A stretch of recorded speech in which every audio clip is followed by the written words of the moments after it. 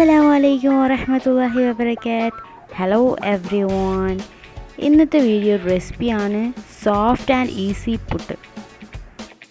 അപ്പോൾ ഇത് ബാക്കി വന്ന ചോറാണ്. 2 days ആയി ഫ്രീസറിൽ ഇരിക്കുന്നു.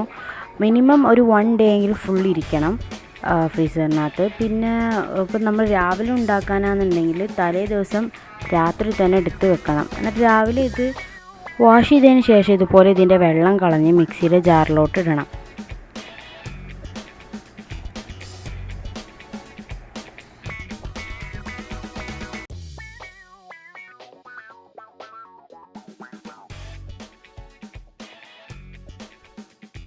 ഉപ്പും കൂടി ആഡ് ചെയ്തിട്ട് നമുക്കൊന്ന് പൊടിച്ചെടുക്കാം. അതുകൊണ്ട് ഇപ്പോൾ ഞാൻ എല്ലാ റൈസും പൊടിച്ചു കഴിഞ്ഞു. ഇനി അടുത്തത് എന്താണെന്ന് വെച്ചാൽ നമ്മൾ ഇതിലോട്ട് അരിപ്പൊടി ആഡ് ചെയ്ത് കൊടുക്കണം. ഞാനിവിടെ 2 cups അരിപ്പൊടിയാണ് ചേർത്ത് കൊടുത്തേക്കുന്നത്.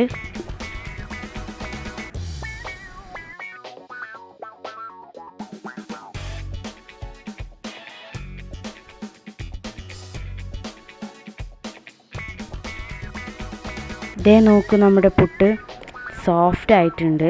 അത് പിടിക്കുമ്പോൾ തന്നെ അറിയാം. ഇനി നമുക്കിത് തയ്യാറാക്കാം. ഇതിന് ശേഷം തേങ്ങ ഇട്ടിട്ട് പിന്നെ പുട്ടിൻ്റെ പൊടിയും പിന്നെ തേങ്ങ അങ്ങനെ ഒരു 3 പ്രാവശ്യം റിപ്പീറ്റ് ചെയ്യണം. അത് കഴിഞ്ഞ് കുക്കറിനകത്ത് വെള്ളം അടുപ്പത്ത് വെക്കുക. എന്നിട്ട് വേണ്ട ഇതുപോലെ വേവിച്ചെടുക്കാം.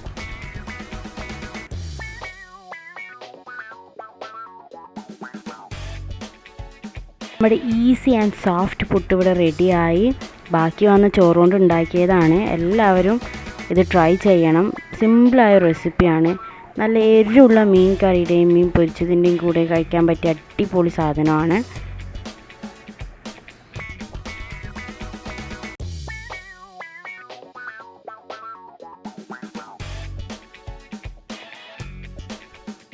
അപ്പോൾ ഇന്നത്തെ വീഡിയോ എല്ലാവർക്കും ഇഷ്ടമായെന്ന് വിചാരിക്കുന്നു. Thanks for watching. Bye and അസ്സലാമു അലൈക്കും.